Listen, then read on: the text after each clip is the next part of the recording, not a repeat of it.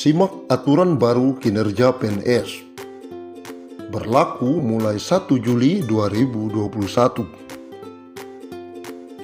Pemerintah menerapkan aturan baru terkait sasaran kinerja pegawai atau SKP berdasarkan Peraturan Menteri Pan-RB Nomor 8 Tahun 2021 tentang Sistem Manajemen Kinerja PNS mulai 1 Juli 2021. Direktorat Jenderal Kinerja ASN BKN sudah menggelar bimbingan teknis penerapan sistem informasi e-kinerja terintegrasi pada tanggal 27 sampai 29 April 2021 lalu di Double Tree Hotel, Jakarta terkait implementasi aturan baru itu. Deputi Bidang Pembinaan Manajemen Kepegawaian atau PMK BKN Haryomo Dwi Putranto menegaskan, per 1 Juli 2021 ketentuan penyusunan SKP berdasarkan peraturan Menteri Pan-RB tersebut sudah harus diterapkan. Dalam Peraturan Menteri Pan-RB Nomor 8 Tahun 2021 dijelaskan, sistem manajemen kinerja PNS bertujuan untuk menyelaraskan tujuan dan sasaran instansi atau unit kerja atau atasan langsung ke dalam sasaran kinerja individu.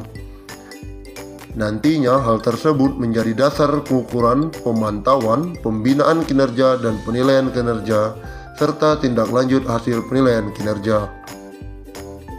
Dalam pasal 6 peraturan tersebut disebutkan penyusunan rencana SKP dilakukan secara berjenjang dari pejabat pimpinan tinggi atau pejabat pimpinan unit kerja mandiri ke pejabat administrasi dan pejabat fungsional. Untuk menyelaraskan kinerja tingkat jabatan pimpinan tinggi ke jabatan di bawahnya, serta pembagian tugasnya dilakukan dengan metrik peran hasil. Analis Kepegawaian Madya BKN Samsul Hidayat mengatakan penyusunan SKP dilakukan dengan dua metode, yaitu dasar atau instansi atau pengembangan sampai tahun 2023. Dijelaskan Samsul, kronologis penyusunan SKP meliputi model inisiasi dan mode pengembangan. Untuk SKP jabatan pimpinan tinggi, mode inisiasi diawali dengan penyusunan rencana SKP, review SKP, dan penetapan SKP. Sedangkan untuk penyusunan SKP jabatan pimpinan tinggi, model pengembangan dilakukan dengan menambahkan perspektif penerima layanan, stakeholder, proses bisnis, dan anggaran.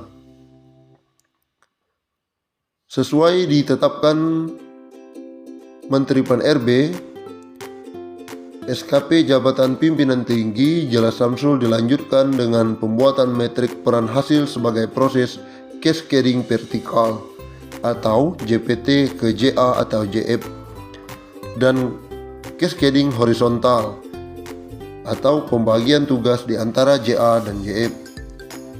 Dari metrik peran hasil dijadikan dasar penyusunan SKP jabatan administrasi dan jabatan fungsional dengan mode inisiasi, ungkapnya dalam keterangan tertulis.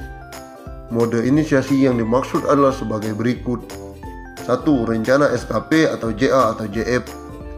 2. Verifikasi keterkaitan dengan angka kredit khusus JF. 3. Review SKP JA atau JF. 4. Penetapan SKP bagi JA atau JF. Sedangkan untuk model pengembangan ditambah kategori penilaian pada target, yaitu kurang atau jauh di bawah target dan cukup sedikit di bawah target bebernya. Pemerintah tengah mengebut pembahasan skema baru gaji PNS beserta tunjangannya. Dalam skema tersebut akan ada kenaikan tunjangan cukup besar. Hal yang sama juga berlaku untuk ASN lainnya, baik TNI maupun Polri. Jika belitnya rampung dan disetujui, maka kenaikan pendapatan ASN akan berlaku pada tahun 2021. Selama ini, pendapatan bulanan take home pay PNS berasal dari komponen gaji pokok plus berbagai macam tunjangan, di mana tunjangan paling besar abdi negara berasal dari tunjangan kinerja atau TUKIN. Menteri Pendayagunaan Aparatur Negara dan Reformasi Birokrasi Menpan RB Cahyokumolo mengatakan, dengan skema kenaikan tunjangan pegawai ASN golongan paling rendah bisa mendapatkan gaji take home pay minimal antara 9 juta rupiah hingga 10 juta per bulan. Insya Allah, harusnya tahun ini karena ada pandemi COVID-19, tunjangan ASN juga kita tingkatkan maksimal. Jadi pegawai paling rendah ASN itu bisa minimal 9 juta hingga 10 juta, kata Cahyokumolo. Cahyo mengatakan, kenaikan tunjangan ASN baik PNS maupun anggota TNI dan Polri ini tidak diikuti oleh kenaikan gaji pokok. Dengan kata lain, pemerintah hanya melakukan perubahan pada skema tunjangan yang akan diterima. Selama ini, tunjangan terbesar ASN baik PNS maupun TNI Polri berasal dari tunjangan kinerja atau tukin. Sebab skema yang diberikan pemerintah berupa kenaikan dana pensiun. Menurut Cahyo, kenaikan dana pensiun tersebut sudah dihitung oleh pihak Kemenpan RB dan PT Taspen Persero atau dana tabungan dan asuransi pegawai negeri sipil. Ini saya kira tugas kami di Kemenpan RB dan Ibu Menteri Keuangan Sri Mulyani bahwa memang gaji pokok tidak mungkin naik karena menyangkut pensiun, ujar Cahyo.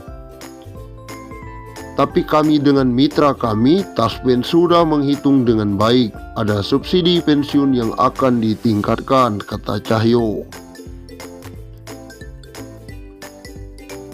Sementara itu, PLT Kepala Biro Hubungan Masyarakat Hukum dan Kerjasama BKN, Pariono, menjelaskan, proses perumusan kebijakan tentang gaji, tunjangan, dan fasilitas PNS merujuk pada amanat pasal 79 dan 80 UU ASN hanya terdiri dari komponen gaji dan tunjangan.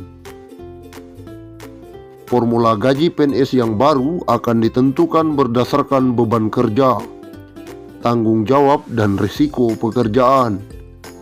Implementasi formula gaji PNS ini nantinya dilakukan secara bertahap. Sementara formula tunjangan PNS meliputi tunjangan kinerja dan tunjangan kemahalan. Rumusan tunjangan kinerja didasarkan pada capaian kinerja masing-masing PNS.